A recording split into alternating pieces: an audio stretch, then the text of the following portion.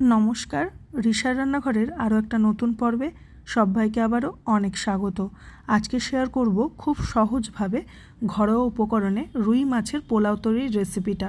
ভীষণই সুস্বাদু হবে খেতে, কোনো রকম মাছের গন্ধ থাকবে না, খুব সহজে তৈরিও হয়ে যাবে। তো সম্পূর্ণ রেসিপিটি দেখার একটা ছোট্ট এবং আন্তরিক অনুরোধ রইল সবার কাছে। তো সবার প্রথমেই আমি এখানে রুই মাছের পিস নিয়ে নিয়েছি, গাদা আর পেটি দুটো করে। আমি এখানে রুই মাছ ব্যবহার করেছি এই পোলাওটা তৈরি করার জন্য। আপনারা চাইলে কাতলা মাছটাকেও ব্যবহার করতে পারেন। তারপর খুব ভালো করে ধুয়ে নিয়েছিলাম। সামান্য লবণ, সামান্য হলুদ গুঁড়ো আর একটু লেবুর রস আমি মাছগুলোর উপরে দিয়ে দিচ্ছি। তারপর সমস্ত কিছুকে খুব ভালো করে মাখিয়ে রেখে দেবো 10 মিনিট মতো। মাছটাকে আমি দুবার ম্যারিনেট করব। এটা হচ্ছে প্রথম ম্যারিনেশন। এবারে আমি 10 মিনিট রেস্টে রেখে দেবো। এখানে একটা মিক্সিং বোলের মধ্যে আমি নিয়ে নিচ্ছি পরিমাণ মতো মেজারিং কাপের 1 কাপ চাল। আমি এখানে বাসমতি চালটা ব্যবহার করেছি। আপনারা চাইলে এই পোলাওয়ের রেসিপিটা গোবিন্দভোগ আতপ চাল দিয়েও তৈরি করে নিতে পারেন। তারপর 2 থেকে 3 বার জল পাল্টে খুব ভালো করে আমি চালটাকে ধুয়ে নেব। তারপর পরিমাণ মতো জল অ্যাড করে চালটাকেও আমি 20 থেকে 25 মিনিটের জন্য ভিজিয়ে রেখে দেবো।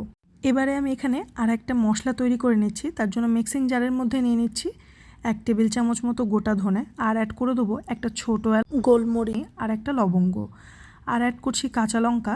ঝালটা আপনারা আপনাদের টেস্ট অনুযায়ী অ্যাড করবেন। আমি আগেও অ্যাড করব কাঁচা লঙ্কা। আর একটু অ্যাড করে দিলাম একটু আদা আর রসুনের কোয়া, আর অ্যাড করছি 1/2 চা চামচ মতো লেবুর রস। সমস্ত কিছুকে খুব ভালো করে ব্লেন্ড করে নেব।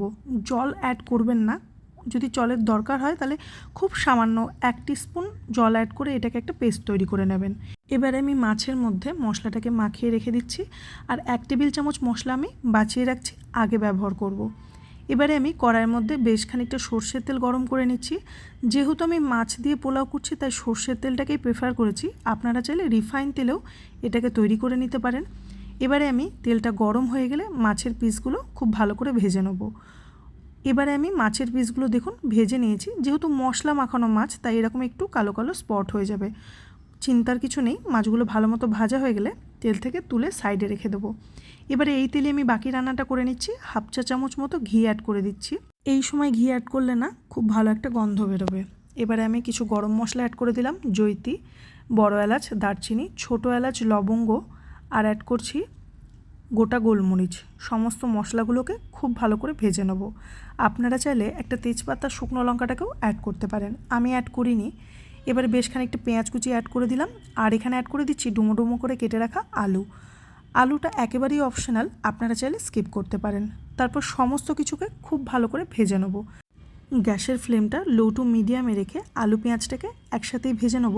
একটু ভাজা হয়ে গেলে যে বেটে রাখা মশলাটা ছিল সেটা অ্যাড করে দিচ্ছি, আর বেশ খানিকটা টমেটো আমি এখানে অ্যাড করে দিলাম। এবারে মশলার মধ্যে অ্যাড করব লবণ, চিনি, হলুদ গুঁড়ো আর একটু কাশ্মীরি লঙ্কার গুঁড়ো। আপনারা চাইলে অল্প শুকনো লঙ্কার গুঁড়োটাকেও ব্যবহার করতে পারেন। আমি যেহেতু একটু পোলাও বানাচ্ছি তাই একটু মিষ্টি স্বাদের করার জন্য চিনিটা অ্যাড করেছি। আপনারা চাইলে স্কিপ করতে পারেন, তবে বলবো একটু অ্যাড করলে কিন্তু বেশ ভালো হয় খেতে। তারপর মশলাটাকে ঢাকা চাপা দিয়ে একদম লো ফ্লেমে বেশ খানিকক্ষণ তেল ছাড়া অবধি কষিয়ে নেব। তো এই পর্যায়ে দেখুন মশলাটা খুব ভালো মতো কষানো হয়ে গেছে। আর এখানে আমি 20 মিনিট চালটাকে ভিজিয়ে রেখেছিলাম। তারপর এরকম ছাঁকনির উপরে চালটাকে রেখে দিয়ে বেশ খানিকক্ষণ রেখে দিয়েছি, প্রায় 10 মিনিট মতো, যাতে যে এক্সট্রা জলটা থাকে সেটা বেরিয়ে যায়। এবারে হাই ফ্লেমে না চালটাকে মিক্স করে নেবো মিনিট খানেকের জন্য। তারপরে এর মধ্যে অ্যাড করে দেবো গরম জল। আমি এখানে যে মেজারিং কাপের চাল ব্যবহার করেছি তারই আমি 2 কাপ গরম জল অ্যাড করে দিচ্ছি। 1 কাপ চালের জন্য 2 কাপ গরম জলটাই যথেষ্ট কিন্তু। তারপর খুব ভালো করে মিক্স করে নেব। জলে একটা ফুট আসা পর্যন্ত ওয়েট করব। জলটা যেহেতু গরম জল ছিল তাই খুব সহজেই ফুটে যাবে। এবারে আমি অ্যাড করে দিলাম কয়েকটা চেরা কাঁচা লঙ্কা, আর ওপর থেকে সাজিয়ে দেবো ভাজা মাছটা। তারপর একটু সামান্য ঘি অ্যাড করে দিচ্ছি, চাইলে এই সময় ঘিটাকে স্কিপ করতে পারেন। তারপর ঢাকা দিয়ে এটাকে একদম লো ফ্লেমে ভাতটা রান্না হওয়া পর্যন্ত, মানে সেদ্ধ হওয়া পর্যন্ত এটাকে রান্না করে নেব। তো 8 থেকে 7 মিনিট পর আমি ফিরে আসছি। চালটা ভালো মতো রান্না হয়ে গেছে। আমি দেখিয়ে দিচ্ছি চালটা খুব ভালো মতো সেদ্ধ হয়ে গেছে, এই দেখুন। তো এটা একদমই ডান। এবারে না গ্যাসের ফ্লেমটা অফ করে দিয়ে এটাকে ঢাকা দিয়ে কিন্তু 15 মিনিটের জন্য রেস্টে রেখে দেবো। এই রেস্টে রাখাটা কিন্তু পোলাও তৈরির জন্য কিন্তু ভীষণই জরুরি একটা ইম্পর্ট্যান্ট স্টেপ। এবারে ঢাকা খুলে 15 মিনিট পর এটাকে সার্ভ করে নিচ্ছি। এই দেখুন ভীষণই ঝরঝরে পোলাও তৈরি হয়েছে। আর খেতে কিন্তু অপূর্ব স্বাদের হয়। ঘরে থাকা অল্প উপকরণেই খুব সহজে এই পোলাওয়ের রেসিপিটা একবার হলেও বাড়িতে তৈরি করে দেখতে পারেন। আশা করছি বাড়ির ছোট থেকে বড় সকলের ভীষণ ভালো লাগবে। কোনো রকম আষ্টে গন্ধ এই পোলাও থেকে বেরোবে না। একটু ডিফারেন্ট টাইপের পোলাও ট্রাই করতে চাইলে এই রেসিপিটা একবার হলেও ট্রাই করে দেখুন। রেসিপি ভালো লেগে থাকলে চ্যানেলটিকে সাবস্ক্রাইব করার অনুরোধ রইল সবার কাছে। ভিডিওটি দেখার জন্য ধন্যবাদ।